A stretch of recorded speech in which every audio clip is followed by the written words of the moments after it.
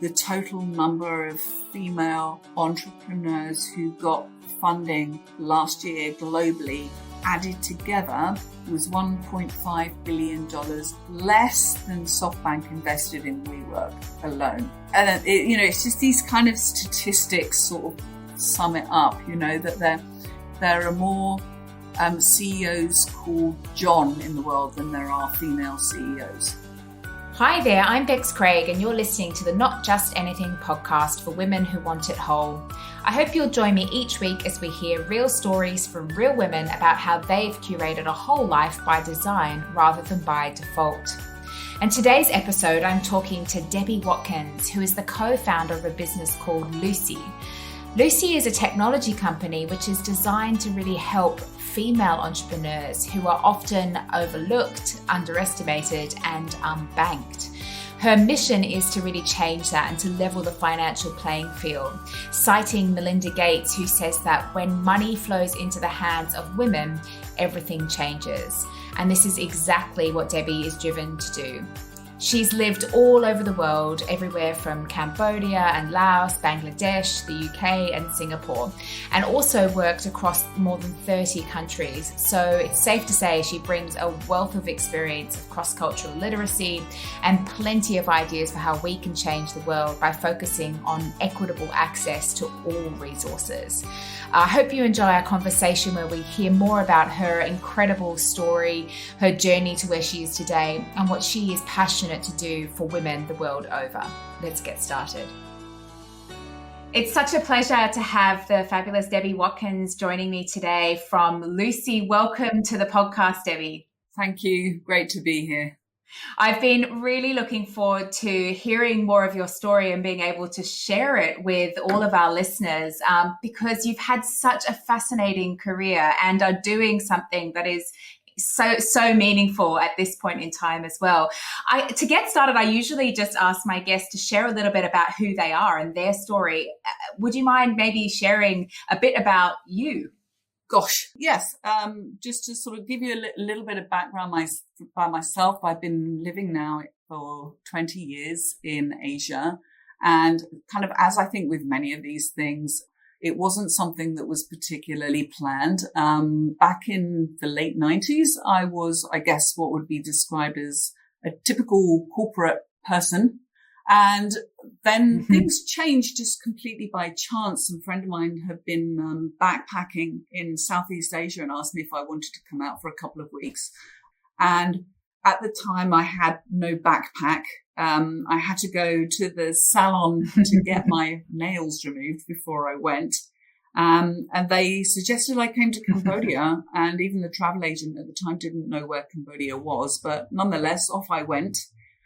And what I saw and experienced there actually changed my whole point of view on life to the point that I decided that I would quit and take some time out and ended up shaping a completely different life. I mean, the sort of the journey became the destination, and I ended up creating a couple of social enterprises. I met the man who was to become my wonderful husband.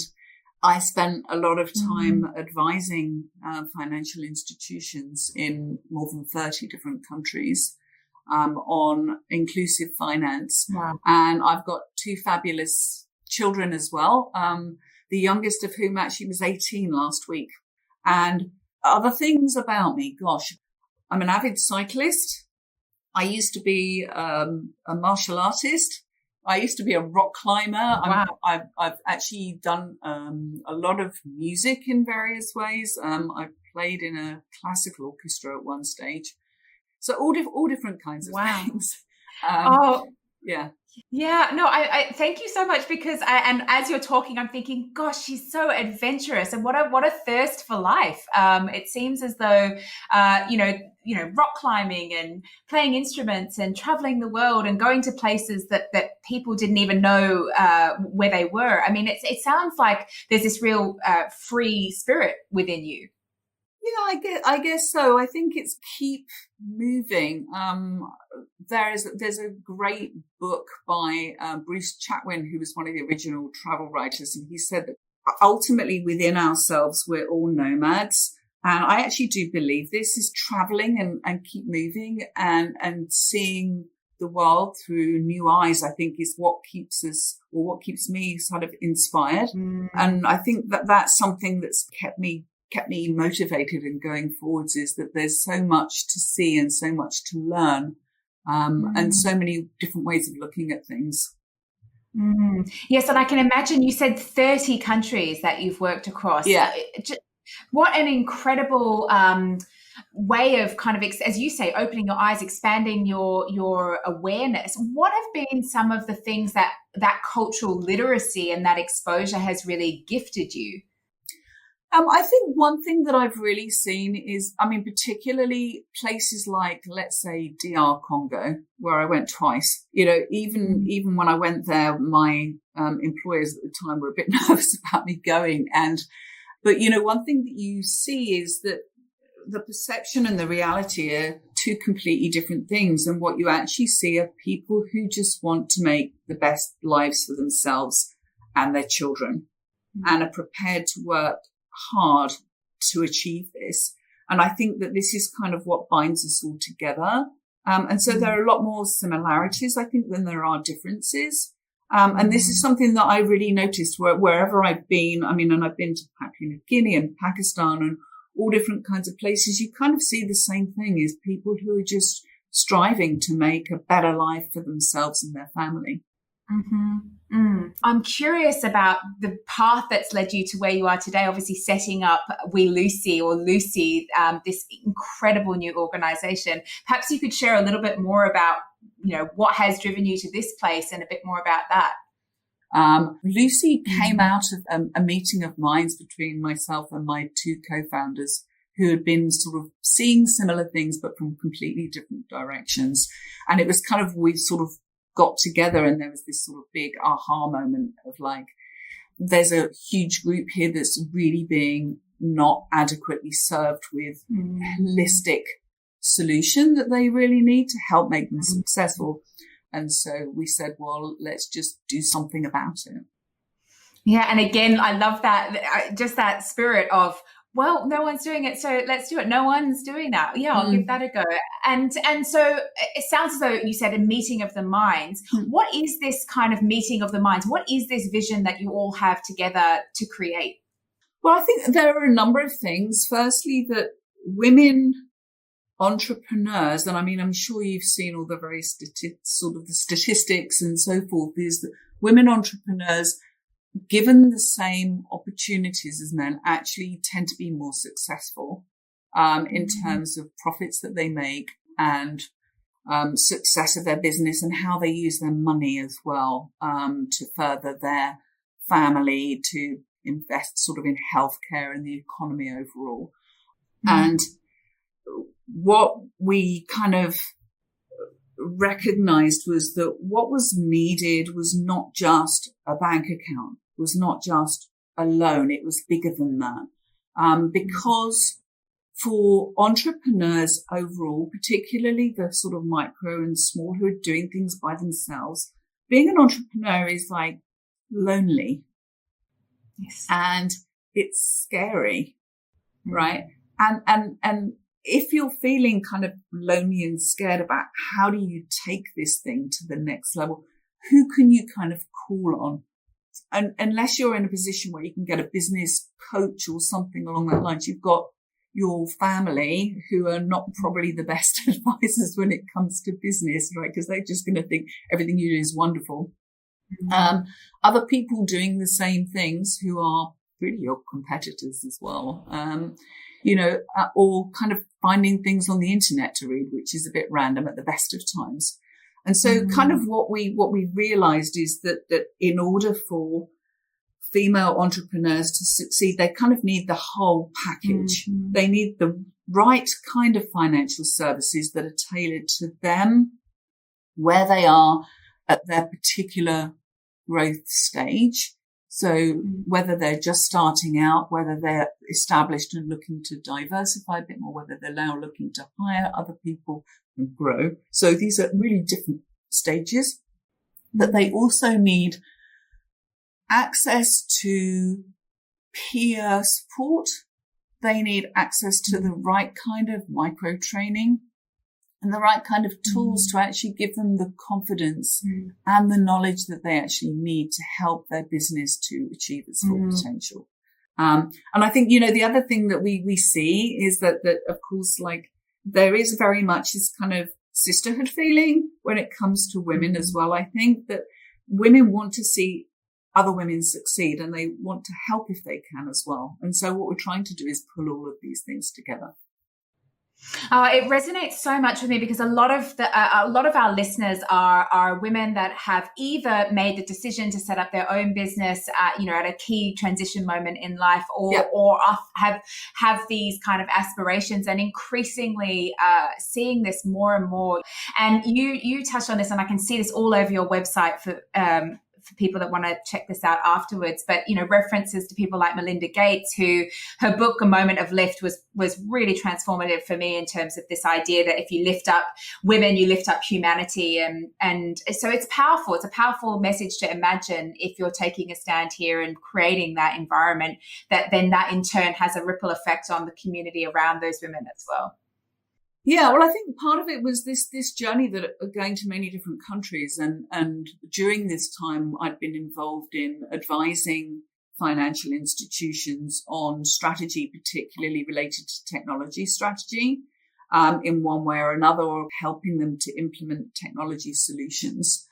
And one thing that I had seen consistently wherever I went was that a lot of financial institutions tend to be quite complacent about really understanding the needs of their customers.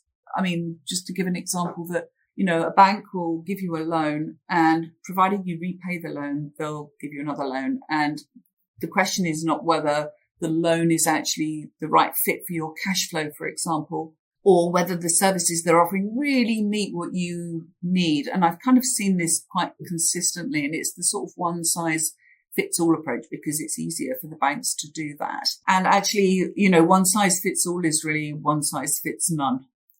It's kind of sort of there, but not really. So it sort of does something, but not really everything that you need to actually help you be successful. And I kind of saw this time and time again, the lack of deep understanding of the individual groups that were their customers, and actually to really help the customers to succeed. Yeah.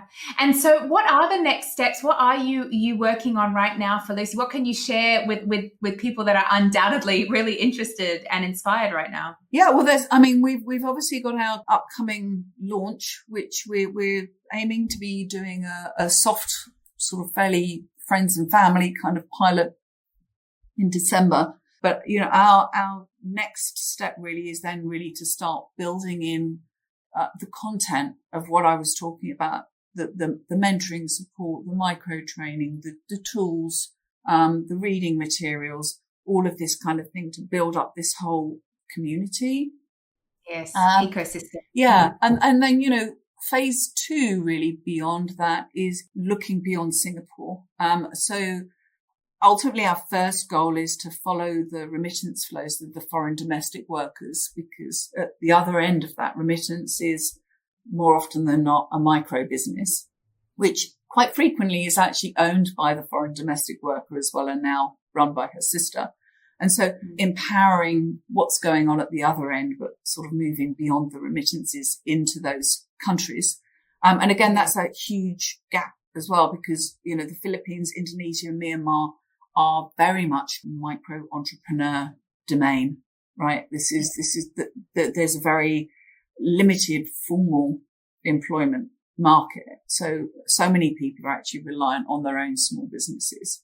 So we see like a huge potential there to actually, again, give those women there as well, this kind of the tools and everything that they need that they can actually take things forward. But, ultimately, the more I talk to people in different places, everyone's saying, well, but we really need this in England. Yeah. It's really needed in the US. I spoke to somebody in Argentina last week, and he's just like, this is so needed over here. And so, what we've done with Lucy is we've designed it actually in a way that we can replicate it and connect people everywhere by partnering with banks at the back end. I mean, our intention is not to get banking licenses in different places, but to actually sit on top of the bank and be our own brand, but is actually leveraging the license. So it's a win-win, really. Mm-hmm. And it helps female entrepreneurs to get that kind of up-close, personal, tailored set of services that they need. And it brings the banks the deposits or the consolidated loan books that they want, but when they don't actually want to have to serve the customers directly. And so that's kind of where I see the beauty of what we're aiming to do is it's benefiting both sides and the way that the technology has been designed and the model has been designed that we can actually replicate this quite quickly. So yeah, I mean, there's huge potential, I think. Oh gosh, immense potential. And also what I absolutely love what you're talking about here is it seems so human centered. Yeah.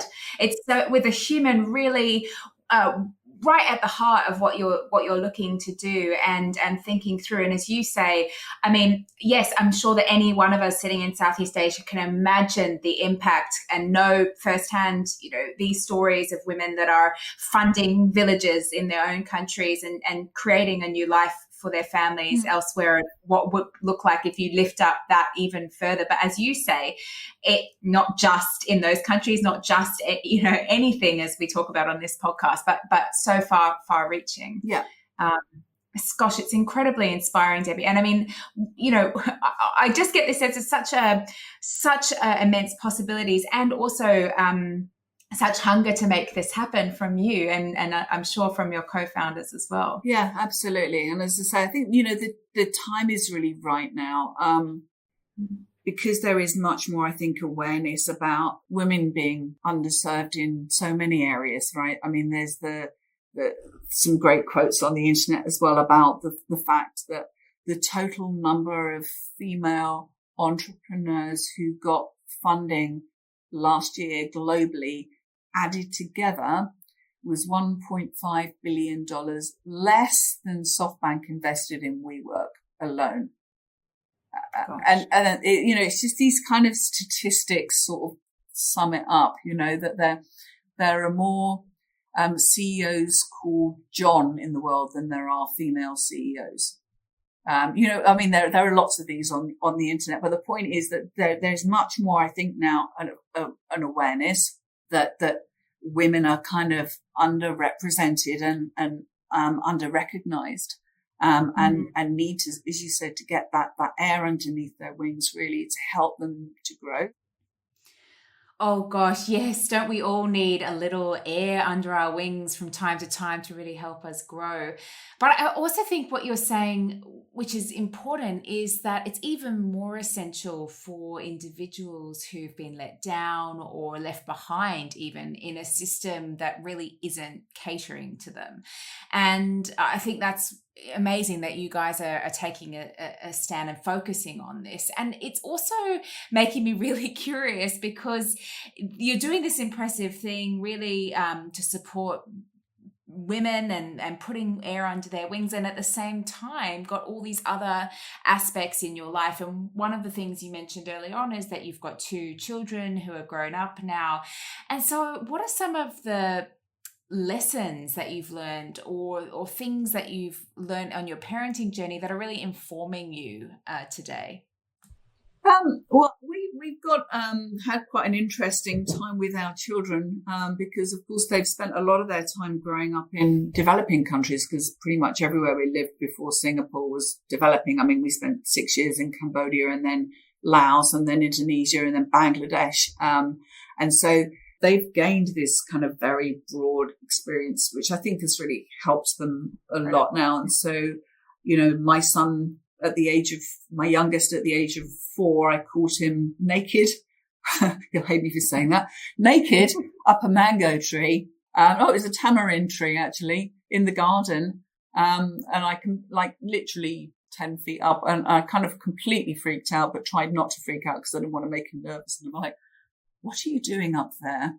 And he just looked at me like I was stupid and said, getting tamarinds. Duh, So I think, we've had different kinds of challenges in parenting from what I think people would do in more developed countries. Just really keeping them safe in different kind of ways. Just one particular experience stands out as well with my eldest. One day that he was due to be going to a maths class and didn't turn up. And we went to the school to find out where he was, and they said, we saw him leave with somebody in a car. Gosh. And as you imagine, like completely freaked. And this is Laos. And at the time we kind of suddenly realized like there was no infrastructure in place that would actually help us to find him. The police would be worse than useless. And so, it's kind of, you realize, what do you do in these situations? And I mean, there is a happy ending to this story. My husband's out going frantic, looking for him. I'm going sort of frantic, sitting at the house in case he showed up. And an hour later, he showed up, because the maths teacher hadn't been there. And so he decided at the age of 9 to walk home. Like 2 kilometers, and knew the way, which was amazing. But I think, one of the learnings, I guess, from sort of the parenting side of things here is that, different places have different challenges. And I think it's kind of going back to what I was saying before about this parallel universe thing is, if he'd gone missing in Singapore or in London, or it would be completely different. But there must be people for whom this happens in Laos or in other places all the time. Right. And so it's only a small switch from where we're running and where other people are running. Yes. Yeah. And I think that, going back to seeing the life through other people's lenses it comes down to everything, like your children and what happens when something goes wrong. Yeah. And so, yeah, it's been really interesting. I mean, my eldest son is adopted as well. We adopted him in Cambodia. So, and that was an interesting experience as well, because, my husband being Dutch and me being English, we wanted him to learn both languages in parallel. And so he came to us when he was 3. And so that was kind of quite a big learning thing for him to actually get to grips with both of those things too. Yeah, it is amazing. I mean, I've got 2 little children, but at the same time, I always think, gosh, if we as adults if we could just channel a little bit more of that childlike belief and that childlike wonder and that belief that anything is possible, because truly they think that they can do anything. Absolutely. And wouldn't that be wonderful? Imagine what would be possible. Yeah, exactly. And I think there was a story I saw on the internet recently about a woman who was talking to her daughter who wanted to be an astronaut. And she said, but if you want to be an astronaut, you're going to have to get a degree in this and do this kind of training and be shortlisted out of 500 possible candidates in X, Y, and Z. And her daughter looked and said, only 4 things then. That kind of sums it up, I think. Huh?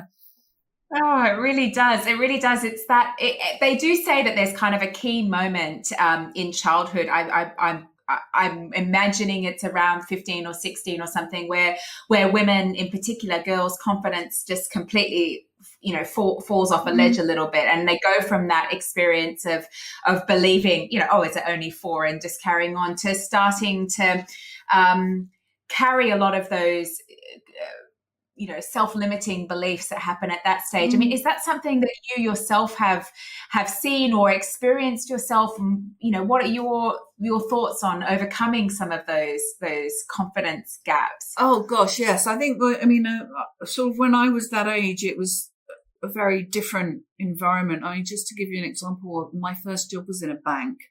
And at the time, you could get sponsored by the bank to do the banking exams if you were male. If you were female, you had to pay by yourself and they would give you the money back if you passed. Yeah. And so, I mean, I think, or I hope things have changed now anyway. But yes, I mean, I think, that kind of thing is underlies a lot of things, with sort of career progression or whatever it happens to be is this, where you're not as likely to succeed. But I think, things have changed a lot now, hopefully. Yes. In the UK, but I think, it's, it is that constant feeling of like having to prove yourself more than other people. In that environment, in that context, with all of this narrative that you can't, or it's difficult, or all of this that you're hearing, and yet, nevertheless, she persisted, to use somebody else's phrase. So what spurred you on? Bloody mindedness, I suppose. I mean, it's just, it's like, I think if people say that you can't, it makes you kind of want to feel more to prove that you can. Mm-hmm. And I don't think there is any particular reason or sort of catalyst for this. It's just that I kind of felt that I wanted to keep moving forward, and it wasn't about proving anything to anybody particularly, or even to myself. It's just I've been one of those constantly curious people who wants to always be learning new things and doing new things and taking something to the next level and trying that. And I think that's just been the constant thing of wanting to keep moving forwards. It's like the nomadic thing I was saying, but it's kind of intellectually nomadic perhaps as well. Oh, I like that. Yeah, intellectually nomadic. That's very cool. I just made that up. I mean, I think it's going to stick from now on. I definitely like that idea. And so, getting this sense that really matters. It's a key part of who you are. And so as you think about a purposeful life for you, or a fulfilled life, or a whole life, what does that mean? What would that look like? What's important to me is of course my family, who always come first. And is it from, one of these songs from Moulin Rouge or something, the greatest thing you'll ever learn is how to love and be loved in return. And I think that for me is very central to my life. Constantly striving to be the best version of myself that I can be, I think is also very important. And I've seen as well that doing things that help other people without expecting anything in return actually kind of indirectly bring things back to you. I suppose it's a karma, but without any agenda is the point, really, is that if you see there's some way that you can help somebody else to help move them forwards or lift them up or whatever without, say, expecting anything back, that fulfills me as well, I think. Yeah, I love a few times you've said, I get the sensation that you take time to stand back and to think, okay, what else do I need to be doing here? And really, I'm really admiring this ambition and around, I'm going to curate it in a way that allows me to feel the things that matter to me fully. I have just been completely fascinated in this conversation. I want to learn more. I'm inspired by the work that you are doing. And I always invite our guests to share any last thoughts that you've had, anything that you want to put out there for our listeners to consider at this point. I think one of the things, going back to what we said about being like, entrepreneurship being scary and lonely. I think, there was another little quote that I got from somewhere which said, fear isn't real, right? The only place it exists is in our thoughts of the future. And I think if people can kind of overcome their fear of what could or might go wrong and actually take the leap, I think this is what we're aiming to do, really, I think, is help people overcome this fear. But I'd say let's balance that out a little bit, balance it out with being realistic. Yeah, because I think there's also as well, there's the other end of the scale, which is sort of having this dream or something that's actually not realistic. Yeah. And so I think the balance is kind of overcoming this fear, but also say having the tools like the design thinking side of things to actually help you to go into what you're going into with your eyes fully open. And I think it's sort of like a perfect summary for our conversation, because you are such a role model for this.